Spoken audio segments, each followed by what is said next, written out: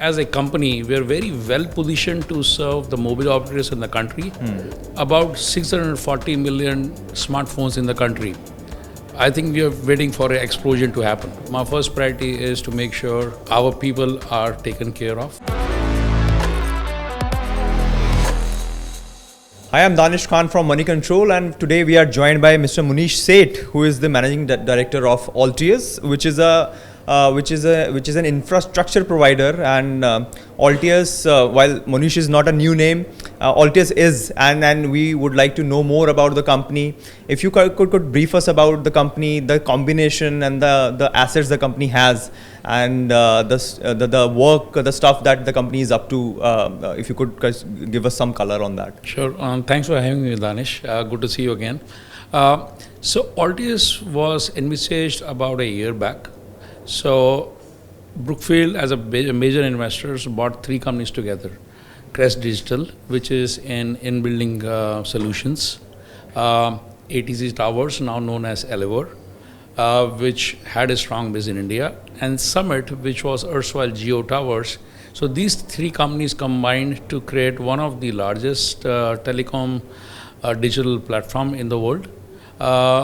A combined entity of about 260,000 towers, both in building and macro towers. So we are a sizable company, and we take pride in serving the nation as we continue our digital journey. Right. You mentioned that the company, which is a combination of three companies, is building the digital backbone of the country, which includes towers, fiber connectivity, data centers. So we are seeing a massive data surge in the market. So how do you assess this trend, and where is the opportunity for the company? Interesting question. So first of all, let me clarify. We are a IP1 company, which means that we are predominantly into the tower business. We are exploring other areas, but we are a tower company. That being said, India today uses about 22 GB per data per user per month. If we believe some reports, it's supposed to, in the next 3 to 4 years, go up to let's say 50 GB per user per month. Combine that with about 640 million smartphones in the country. I think we are waiting for an explosion to happen. Now, what are these digital natives using? So, if you remember your days when you were growing up, we used to have something called DTH. Now that has been replaced by YouTube, Netflix, OTT content. Music is streaming rather than actually having big CDs. We are reading books online as well as hearing about books, audiobooks online. So that's replaced some of the traditional means which have been re-energized. Then we have also new AI models coming in. So we'll have new services coming in. Digital payments. Needless to say, it has changed the way India operates. So there are use cases that are redefining as we are actually experiencing data in the country. Combined with 5G, higher data speeds, you'll see we using more and more data. Right. So I'll not be surprised that if we cross 50 GB per user per month, and that creates a lot of demands on the mobile networks. The mobile operators would need to upgrade the networks to technologies for capacity, for coverage. And that's where we play a critical role. Right. We'll have to create physical assets like towers for them to mount the radios on. Right. And that becomes a mission critical task for us. We already have a very vast deployed base across the country. So we think as a company, we're very well positioned to serve the mobile operators in the country as they kind of chart their expansion strategy. Right. From this digital infra perspective, while we know that 5G is here, we have seen the fastest 5G rollout in the country. A lot of consumption is happening in urban, but a lot of demand is coming from rural side of the country. And now telcos would want to kind of go deeper with the densification of their tower networks in those regions. So why do you think that, or what as per you should be the strategy of the industry in terms of deploying that network to cater to the rural demand? Because there has always been a challenge on the ROI part. how much you invest and how much money you can get out of it. So if you could kind of help us get some color on the need of it and then the ROI part of the industry. Again, a very interesting question. So, a lot of demand is now being generated from rural India. So, rural India is not the way we used to see in the past.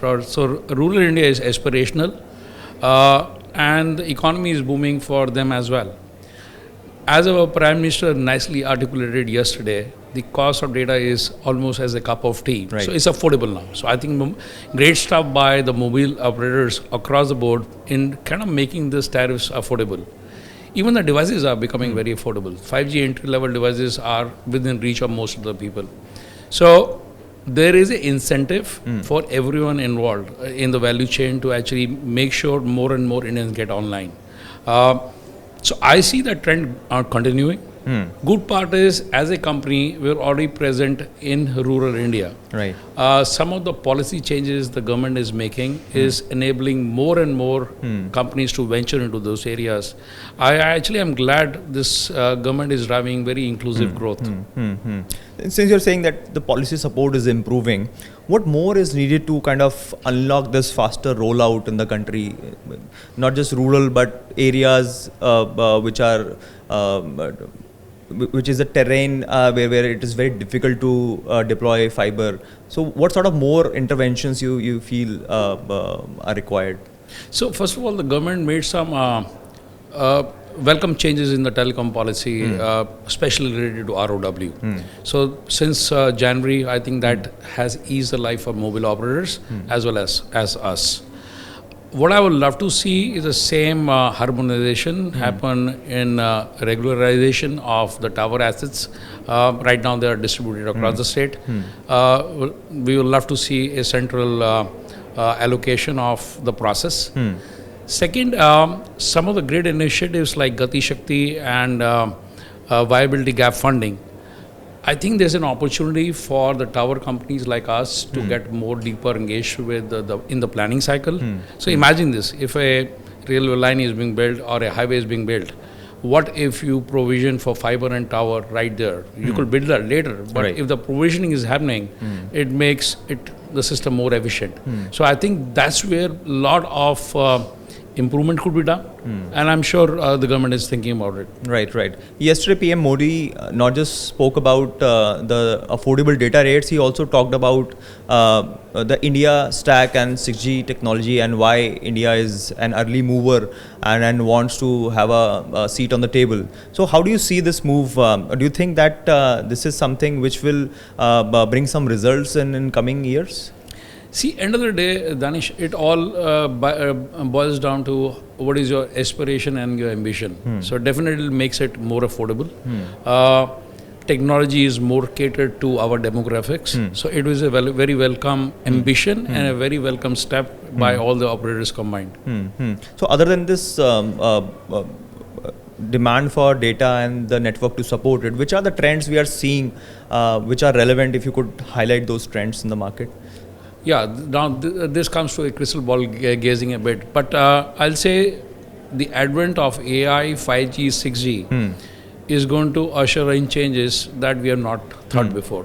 So today we are used to a faster streaming, but I think AI is redefining the way we operate as a country, and those changes are pervasive worldwide.